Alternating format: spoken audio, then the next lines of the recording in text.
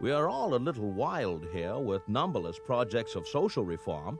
Not a reading man has but a draft of a new community in his waistcoat pocket. Ralph Waldo Emerson.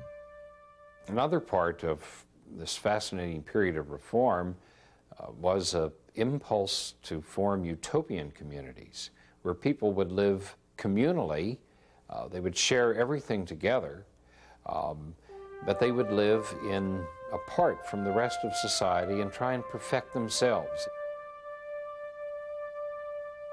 Many hoped to build a perfect society, a utopia. The times were right.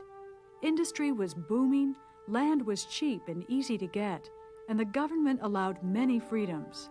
Sometimes these were religious societies, sometimes they were secular. The main thing they offered was a refuge from the outside world, from the hustle and bustle of the American city, from the hustle and bustle of factory work, and from the hustle and bustle of increasing commercialism.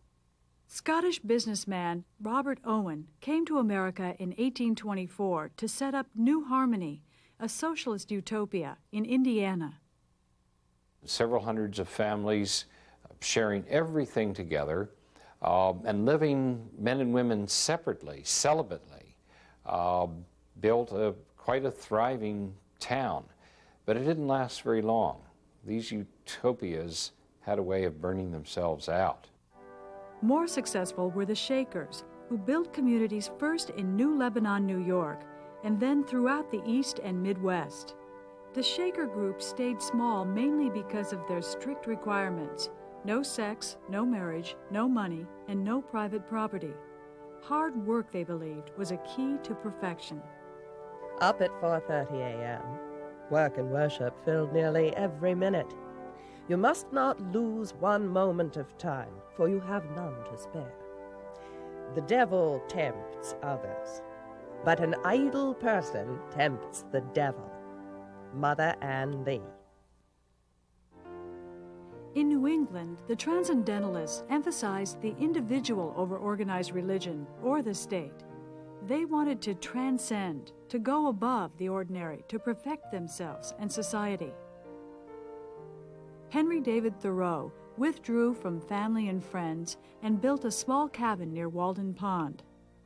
He believed that bustling cities took people away from nature and that government interfered with freedom. There will never be a really free and enlightened state until the state comes to recognize the individual as a higher and independent power. Henry David Thoreau. By the late 1840s, Thoreau put forth his concept of civil disobedience, the individual's right to disobey unjust laws. It was a concept shared by many. Some transcendentalists actively helped slaves escape, arguing that slavery was against God's law and crushed the human spirit. More and more Americans were disgusted with slavery. But how could they fight the powerful southern states that depended on slave labor to keep their economy growing?